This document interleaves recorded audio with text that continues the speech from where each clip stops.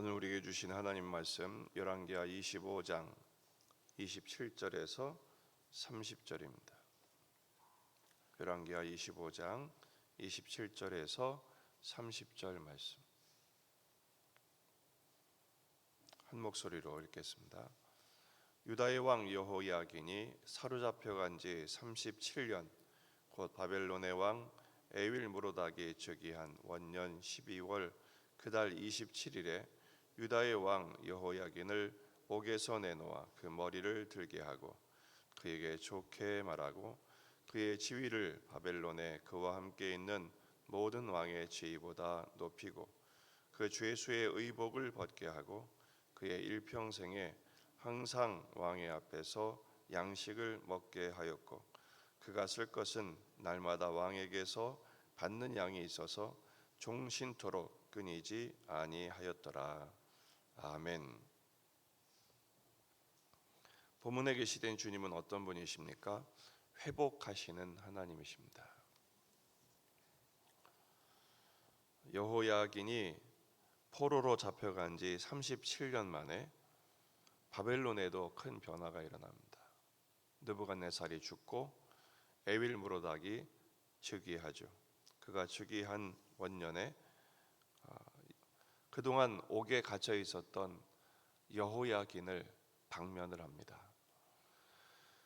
그때가 옥에 갇힌 지 37년째 되는 해입니다. 굉장히 긴 세월이었죠. 전쟁 포로 죄수로 전범 취급을 받고 옥에서 37년을 그야말로 썩었죠. 갇혀 지냈습니다. 그런데 그가 55세 되던 해에 이 모든 것이 회복됩니다.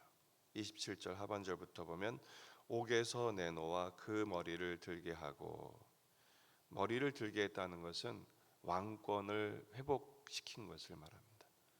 갑자기 죄수였다가 왕관을 씌워준 것이죠. 또 그에게 좋게 말하고 왕이라고 호칭을 해준 것입니다. 전에는 죄수에 불과했습니다. 그것도 전쟁 포로 죄수죠. 그런데 이제부터는 다시 왕이 된 것입니다. 또 지위를 높여줍니다. 바벨론에 그와 함께는 모든 왕의 지위보다 높여준다. 바벨론과 연결된 분봉 왕들이 있을 거 아닙니까? 그런데 그런 다른 왕보다 가장 높은 지위를 줍니다. 또 왕의 식탁에서 함께 먹게 하죠. 죄수의 의복을 벗게 하고 일평생 왕의 앞에서 양식을 먹게 했다. 바로 바벨론 왕과 같은 격이 동격으로 높여준 것입니다. 뿐만 아니라 그의 일평생에 왕에게서 날마다 받는 것을 받았습니다. 모든 필요를 공급받는 것이죠. 종신토록 보장을 받습니다. 그러니까 녹을 받았다는 것입니다. 모든 필요를 공급받고, 그러니까 평생 노후를 보장받은 것이죠. 아마 영문을 모른 채 이런 일을 당한 여호야긴은 깜짝 놀랐을 것입니다. 하나님은 왜 이런 일을 벌이셨을까?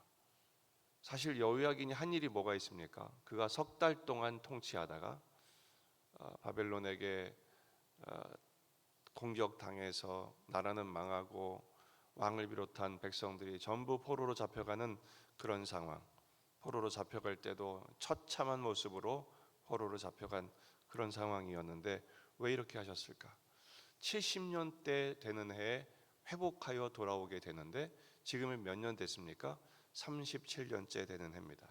딱 중간쯤 된 것이죠. 하나님은 이스라엘 백성을 잊지 않으셨다라는 것을 보여주시는 것입니다.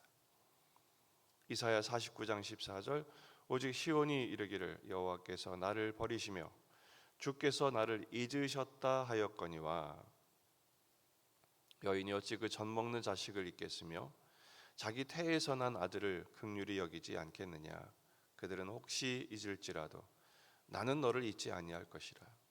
내가 너를 내 손바닥에 새겼고 너의 성벽이 항상 내 앞에 있나니. 어떻게 엄마가 자기 태에서 난 아들을 잊겠습니까? 젖 먹는 자식을 잊겠습니까? 혹시 그들이 잊을지 모르지만 나는 잊지 않는다.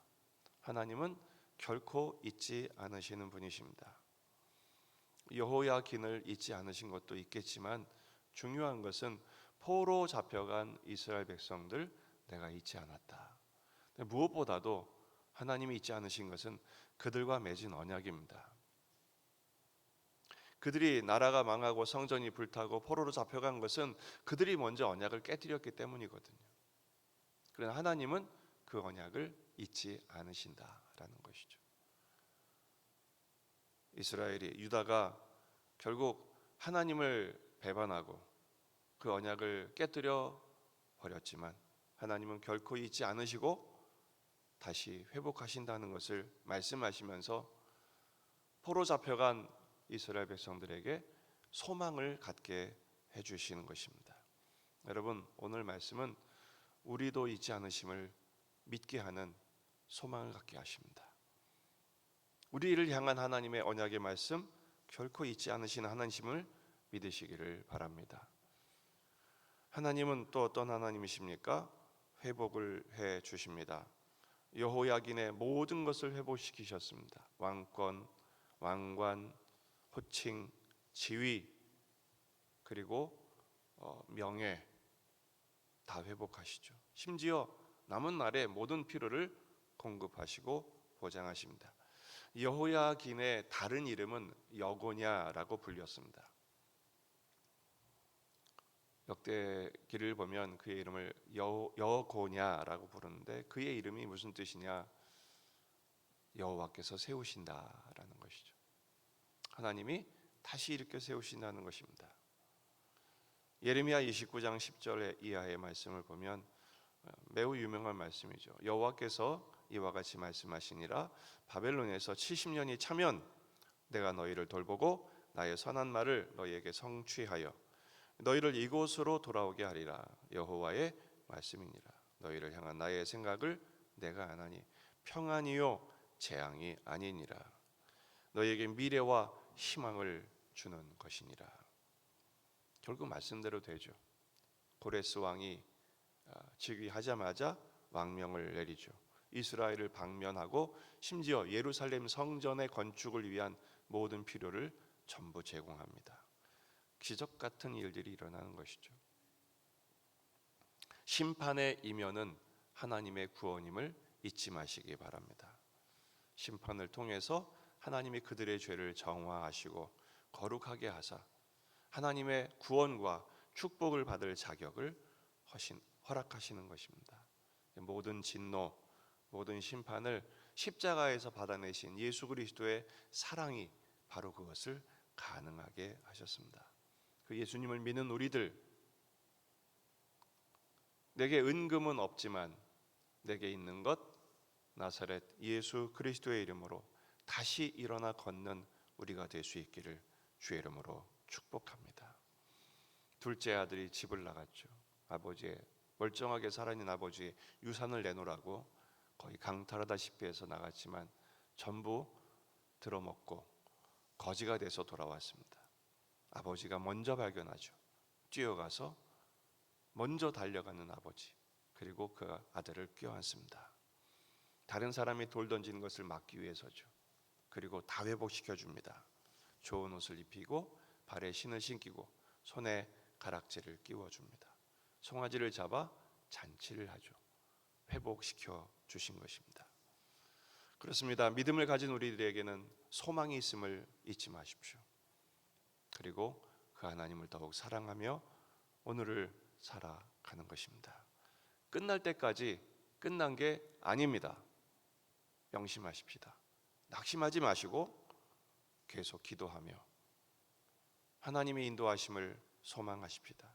기억하신 하나님, 회복하신 하나님을 신뢰하면서 37년 정말 소망 없는 세월을 견뎌낸 것. 그러니까 여호야긴이 한 것은 딱 하나예요. 버틴 거예요. 그에겐 믿음도 없었고 그가 한 것은 악행밖에 없었고 그저 주어진 날을 버틴 거예요. 그리고 회개했겠죠. 돌이켰겠죠. 주님을 바라본 것밖에 없어요. 하나님이 하나님의 때 하나님의 방법으로 역사하셨습니다. 우리에게 37년처럼 보이는 그 매일의 날들을 견뎌내십시다. 믿음으로 소망하십시다. 하나님의 때 하나님의 방법으로 역사하실 것입니다. 이번 한 주간도 그 믿음으로 주님과 함께 더불어 동행하는 축복의 나날이 되시기를 주의 이름으로 축원합니다. 이제 내일부터는 로마서 강해로 말씀을 묵상하게 되겠습니다. 다 같이 기도하겠습니다. 말씀을 붙들고 우리 자신과 가정과 교회와 이 지역의 복음화, 민족의 복음화, 세계 복음화를 위해서 기도하십시다. 전쟁과 기근 재난을 만난 민족을 위해서도 기도하시고 환우들, 군에 있는 아들들 그리고 여러분 자신의 기도 제목들을 가지고 간절히 기도하시다가 돌아가시겠습니다. 다 같이 기도하겠습니다.